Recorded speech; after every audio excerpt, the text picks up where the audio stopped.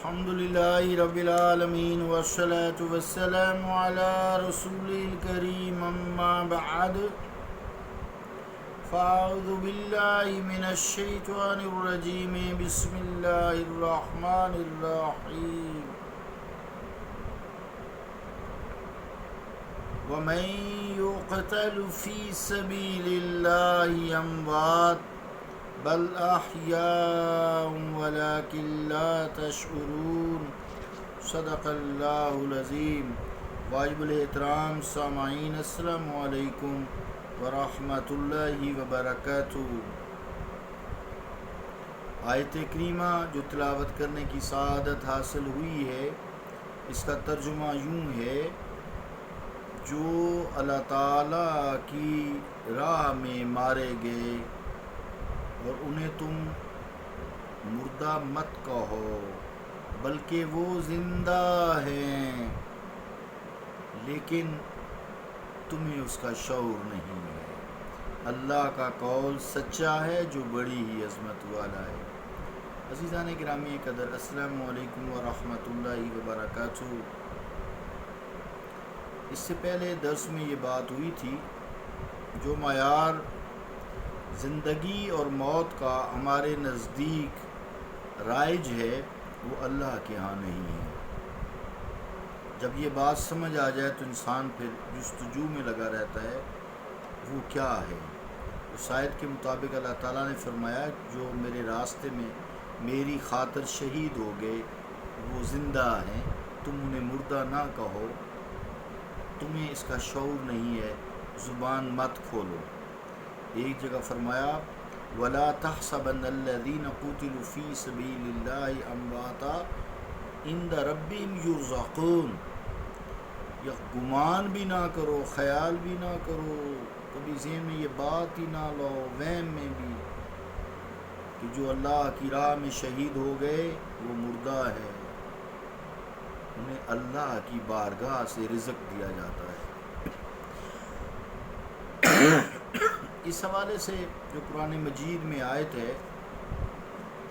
جو انبیاء کی اور اللہ تعالیٰ کی اطاعت کرتے ہیں وہ انعام یافتہ لوگوں کے ساتھ ہوں گے، جیسا کہ میں نے آیت بھی پڑھی تھی، وہ یوں ہے: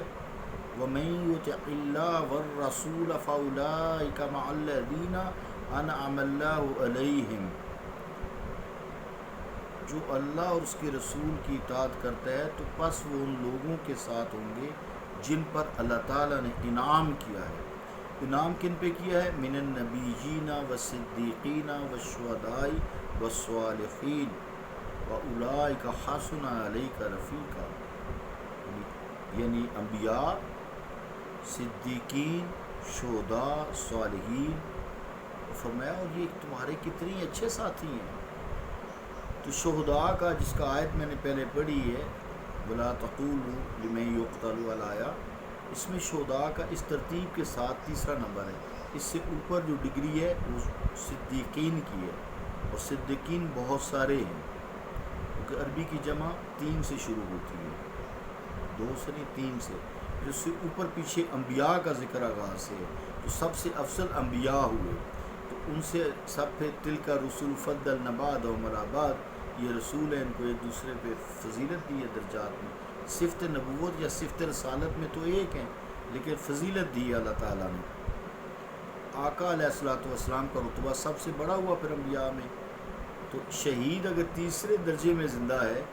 تو جن پر ایمان لا کر وہ شہید ہوا ہے، کیا وہ مردہ ہے؟ یقیناً وہ زندہ ہے۔ اسی کو علامہ اقبال رحمۃ اللہ علیہ نے بھی ایک شعر میں یوں بیان کیا ہے کہ انسان جو تخلیق ایک دفعہ ہو گیا ہے اس کی زندگی سمجھ لیں مستقل ہے، مستقل ہے۔ وہ فرماتے ہیں، موت کو سمجھے ہیں غافل اختتام زندگی، موت کو سمجھے ہیں غافل اختتام زندگی، ہے یہ شام زندگی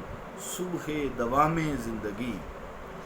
تو یہ اس کا فلسفہ ہماری سمجھ سے نہیں ہے، اس لیے اس پہ فضول بحث نہیں کرنی چاہیے، اور خاص طور سے آقا علیہ الصلوۃ والسلام کو مردہ نہیں کہنا چاہیے، چونکہ بہت ساری معذرت کے ساتھ جماعتیں آ گئی ہیں، نئے نئے طریقہ کار وضع قطع ہو گئے ہیں، تو قرآن کو خدا را سمجھیں، احادیث کو سمجھیں۔ یا پھر علامہ اقبال نے جو فرمایا یا یوں پھر تو چشم بستی و گفتی کے این جہاں خواب است،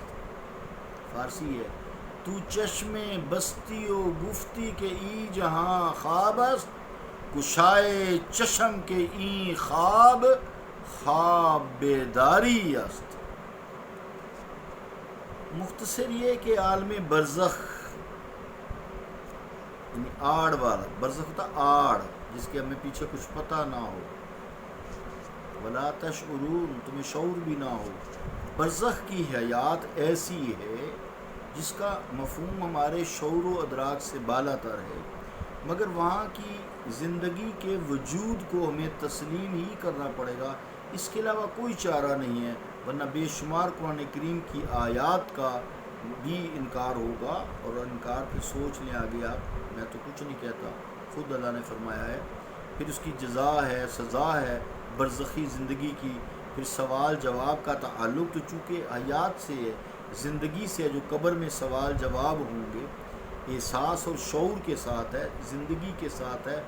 تو مرگ دوام جو ہے اس میں تو انسان جواب نہیں دے سکتا، اس میں تو حیات نہیں ہے، تو عدم محض اور جمادات کسی بھی بے حسی سے تو نہیں ہو سکتا نا، تو یہ جو سوال جواب ہے، یہ اگر جمادات ہے، پہاڑوں سے کوئی سوال کریں گے وہ تو جواب نہیں دے سکتے نا، یہ تو انسان کا سوال جواب، اس کا جزا سزا، قبر کا عذاب جزا، یہ سب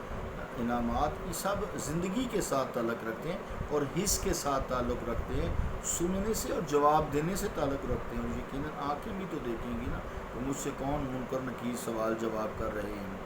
تو عزیزان گرامی قدر، جب احادیث صحیحہ کی روح سے ایک کافر و زندیق کو بھی عالم برزخ میں بعض اشیاء احوال کا ادراک اور احساس کرا دیا جاتا ہے، جیسا کہ آیت سے واضح فرعونیوں کے بارے میں النار یعرضون علیہ غدوا وعشیا،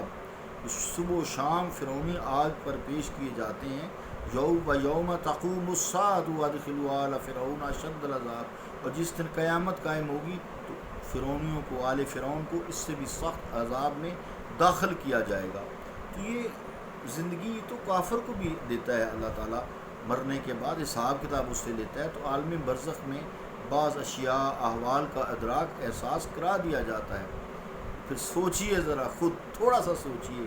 کافروں کے بارے میں النار یعرضون علیہ غدوا وعشیا، میں نے آیت پڑھی ابھی آپ کے سامنے، پھر سوچئے اگر یہ کافر بھی زندہ ہے تو انبیاء، صدیقین، شہداء اور صالحین کو کیا سوجھ بوجھ نہیں ہوگی؟ کیا ان کی زندگی نہیں ہوگی؟ احوال نہیں ہوگا، احوال و ادراک نہیں ہوگا، احساس اور محسوس کرنا نہیں ہوگا، محروم رکھا ہوگا؟ نہیں، ایسی بات نہیں ہے۔ تو چپ کر کے مان لینے میں آسانی ہے، اور جو چپ کر کے مان لیتا ہے بالغیب وہ متقی ہوتا ہے، اس لیے کہا ہے ھدی للمتقین الذین یؤمنون بالغیب، متقی ہی ہدایت پاتے ہیں جو غیب پر ایمان رکھتے ہیں۔ یہ چونکہ ساری خبریں غیب سے ہیں، ہمیں بس یہ سن کر احادیث کے مطابق، قرآن کے مطابق ان پر ایمان رکھنا ہے، یہی ہماری بھلائی ہے، اسی میں ہماری عاقبت سنورتی ہے، ورنہ پھر آخرت میں سوال جواب تو ہوں گے، پھر چلو قبر کا نہیں مانتے تو آخرت میں تو اللہ پکڑے گا، اس کو تو مانو گے نا، نہیں مانو گے تو وہ منوا لے گا۔ تو عزیزان گرامی قدر، وہ کسی نے کیا خوب کہا ہے، بسوخت عقل ز حیرت کے اینچ بو العجمی است۔ تو ہم لوگ اجمی ہیں، عربی کو تو نہیں سمجھ سکتے صحیح طرح، لیکن جنہوں نے سمجھا ہے نا تو پھر وہ انہوں نے پھر رتبہ بھی دیکھیں کیا پایا ہے، وہ صالحین میں سے ہوئے ہیں، صدیقین میں سے ہوئے ہیں، شہداء میں سے ہوئے ہیں، اور اللہ نے ان کو زندہ کہا ہے۔ اللہ تعالیٰ ہم پہ رحم فرمائے، کرم فرمائے، ہمیں سوجھ بوجھ عطا فرمائے۔ احادیث کا جب ہم مطالعہ کرتے ہیں تو رسالت مآب صلی اللہ تعالیٰ علیہ وسلم اور دوسرے جملہ جو لوگ ہیں اس میں ہم قرآن کریم احادیث کے مطالعہ سے یہی ہوتا ہے کہ آپ زندہ ہیں، اس میں چپ کر کے انسان کو یہی ماننا چاہیے، زیادہ بحث مباحثہ نہیں کرنا چاہیے، دین کو سمجھنا چاہیے، قرآنی آیات میں تفکر تدبر کرنا چاہیے، عادت ڈالنی چاہیے، یہ اسرار و رموز اور حقائق انسان پر خود بخود منکشف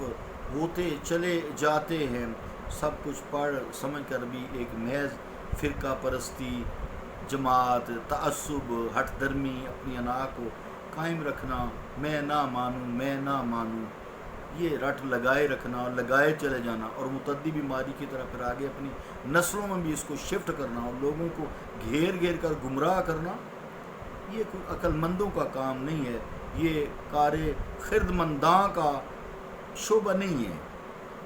پھر جب رسالت پناہ صلی اللہ تعالیٰ علیہ وآلہ وسلم کسی بات کے متعلق ایک حکم واضح فرما دیں اور قرآن کریم ایک مسئلے کو واضح انداز میں بیان کر دے اور مختلف آیات سے بھی ثابت ہو رہا، احادیث سے بھی ثابت ہو رہا، اس کی تائید و توثیق بھی کر رہی ہوں، قرآن کی آیات کی توثیق کر رہی ہوں، تصدیق کر رہی ہوں احادیث کا، تو پھر ایمان ان پہ نہ لانا محض ایک حجت بازی ہے، تو مسائل کریٹ ہوتے ہیں نا۔ تو شاید اسی تذبذب کی وجہ سے جو مختلف العقائد لوگ ہیں، مسلمانی سے تنگ آ کر حضرت امیر خسرو دہلی رحمۃ اللہ علیہ نے، حضرت امیر خسرو دہلی رحمۃ اللہ نے فرمایا تھا، کافر عشق مسلمانی مراد، کافر میں دوبارہ پڑھتا ہوں، کافر عشق مسلمانی میرا درکار نیست، یعنی میں کافر عشق ہوں، مجھے اس قسم کی مسلمانی کی ضرورت نہیں ہے جس میں مسلمانوں کو جدا کیا جاتا ہے، مسلمانوں کو فرقہ واریت میں گھیر کر اپنی روٹی کھڑی کی جاتی ہے۔ فرماتے ہیں مجھے اس کی ضرورت نہیں ہے جس میں ایک طرف اقرار بھی ہو اور دوسری طرف انکار بھی ہو۔ اللہ رب العالمین ہمیں ایسی فرقہ واریت، ایسے تعصب، ایسی ہٹ درمی، ایسی انا پرستی، ایسی روٹی سے بلکہ بچائے۔ صلی اللہ تعالیٰ علی رسول خیر خلقہ محمد وعلی آلہ واصحابہ اجمعین برحمتک یا ارحم الراحمین۔